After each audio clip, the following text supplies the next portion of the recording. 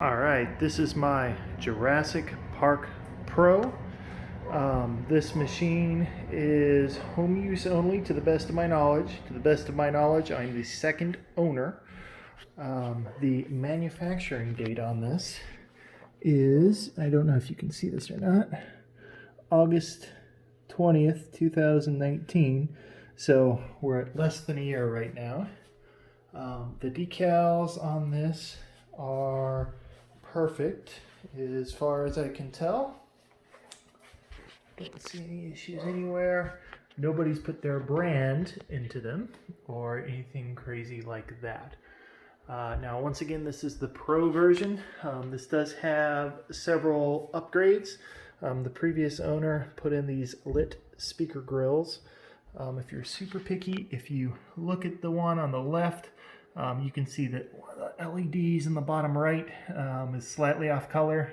There's the stuff to fix the speaker light if that bothers you, but I just don't care. I haven't gotten around to doing it. I personally have installed side blades on these. You will notice that there's one spot here on the left where it is cut out because I am extremely poor, or was at the time, at installing these, but I haven't had any issues since. I've got custom instruction card right there. I believe the original is right underneath it or within the game. The game itself is mostly stock with a few upgrades. It does have a shaker motor inside of it. The previous owner put in some washers underneath the posts to prevent pooling.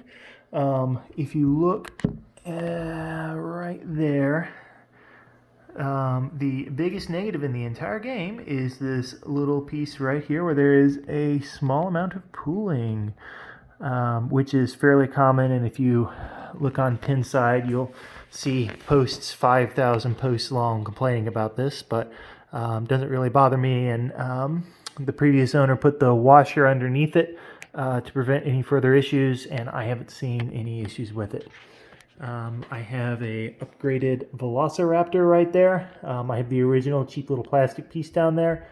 And I have a upgraded helicopter spinner blade here. So when you shoot the ball, it makes the helicopter blade spin. I put in the printed, 3D printed helipad sign, T-Rex event sign, and extra ball sign. The originals are all either underneath it or in the cabinet, and I believe that is it. Oh, and of course I've got a keychain. I have some plastic leg protectors in here. The pin gulp is not included, and there are the lit flipper buttons on this. All in all, it's a fun game. This is a little bit past my skill level. I'm not very good, apparently. I've actually just switched it over to 5 balls so that I could try and get to, the visitor center at least once. But here's the machine. Everything works as it should. No issues. Oh, I have the things that have broken on here are the coil stops, which have all been replaced, which is a common issue, and you'll see people complaining all the time about that. And I'm trying to think. I don't think I've had a single other issue other than like doing some very minor switch adjustments up here to make the switch register on the right ramp. One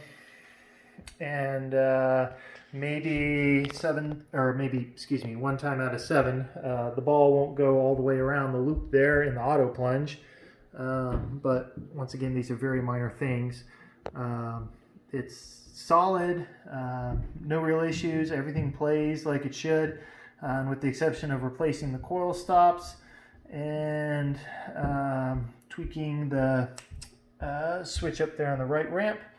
I have done or had no issues with the game, which once again is fantastic. But here we go again, and let's look at that shooter lane.